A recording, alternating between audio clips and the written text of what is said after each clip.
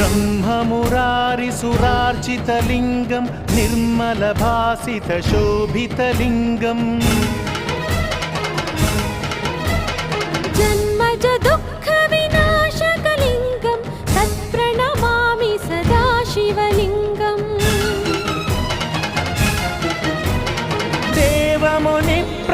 देवमुनिप्रवरार्चितलिङ्गं कामदहनकरुणाकरलिङ्गं रावणदर्पविनाशकलिङ्गं तत्प्रणमामि सदा शिवलिङ्गम्